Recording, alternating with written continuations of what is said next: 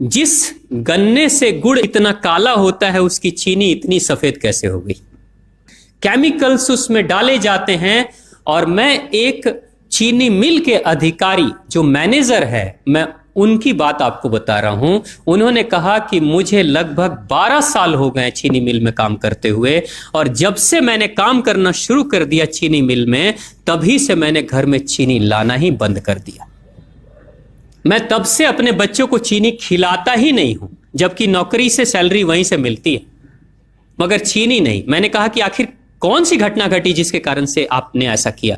तो उन्होंने बताया एक छोटी सी घटना कि चीनी मिल में जो ये पानी निकलता है ना, चीनी के बनने के बाद उस प्रोसेसिंग में जो पानी निकलता है, उस पानी में वो सारा केमिकल भी मिक्स रहता है, और उस पानी को चीनी मिल वाले लोग अक्सर एक टंकी में जमा करके रखते हैं। ये सभी चीनी मिल वालों के पास में होता है, आप भी कभी जाएंगे तो आपको भी पता चलेगा। वो टंकी में वो पानी रखा जाता है, लेकिन रोज रोज प्रोसेसिंग हो रहा है, रोज चीनी बन रही है, रोज बहुत सारा पानी आ रहा है, तो आखिर कब तक? एक टंकी की क्षमता है ना, कितने दिनों तक वो टंकी खाली रहेगी? भर जाती है, भरेगी तो फिर क्या करेंगे? खाली करना है। तो क्या किया था चीनी मिल के लोगों ने? सोचा कि छोड़ो ना, अब कहां जाएंगे उसको फेंकने के लिए कहीं दूर, क्योंकि अब उतनी बड़ी टंकी जिसमें हजारों गैलन पानी है, उसके लिए ट्रांसपोर्ट में कितना खर्च आएगा, तो बेहतर होगा रात के अंधेरे में कहीं खेत में डाल देते हैं। क्योंकि जनरली फैक्ट्रियां तो होती हैं ऐसे ही बिराने में, तो कहीं डाल देते किसी खेत में, क्या पता चलेगा पानी है कि चीनी मिल का पानी है क्या है।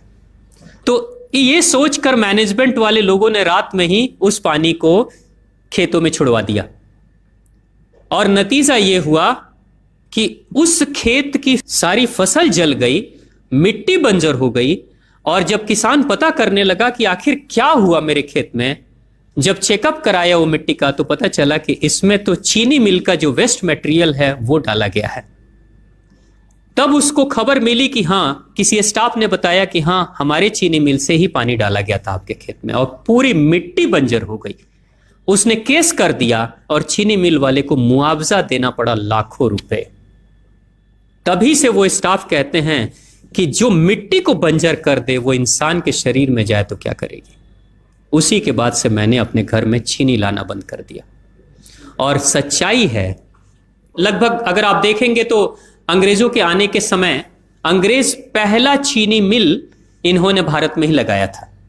पहला चीनी मिल भारत में ही अंग्रेजों का लगा, और अंग्रेजों ने चीनी की शुरुआत की। भारत के लोग गुड़ खाते थे, चीनी नहीं खाते थे। उन्होंने बहिष्कार किया, बिल्कुल नहीं, लेकिन चीनी और चाय पत्ती दोनों के लिए लोगों को तैयार किया गया था। चाय पिला पिलाकर फ्री में, चीनी के लिए तैयार किया गया और चाय के लिए भी तैयार किया गया। अंग्रेज ने जब से यह शुरू किया है, और पिछले 50 वर्षों से हमारे समाज में चीनी खाने का प्रचलन बहुत तेजी से बढ़ा है, और उसी समय से भारत के लोगों के बच्चों के शरीर में कैल्शियम की कमी होनी शुरू हो गई है। अगर कोई मां, अगर कोई बहन जो गर्भवती हो, गर्भकाल के दौरान अगर चीनी का सेवन अगर कोई बहन कर रही हो, तो चांसेस ज्यादा होते हैं गर्भपात होने के।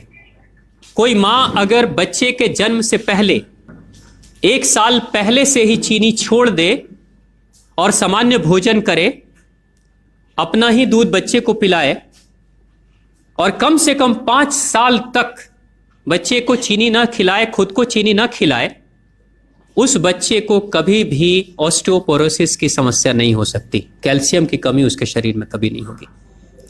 चीनी जब जाती है आपके शरीर में, तो बाहर जब निकलती है तो अकेले नहीं निकलती, कैल्शियम लेकर निकलती है। चीनी कैल्शियम लेकर निकलती है, हड्डियों को गलाकर निकलती है।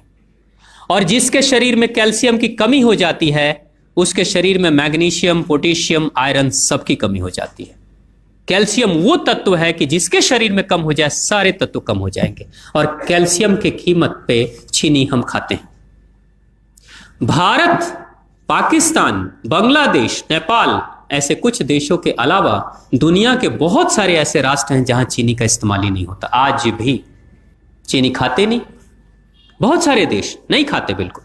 आप गुड़ खाया करिए, वो ज्यादा बेहतर है, चीनी को छोड़िए।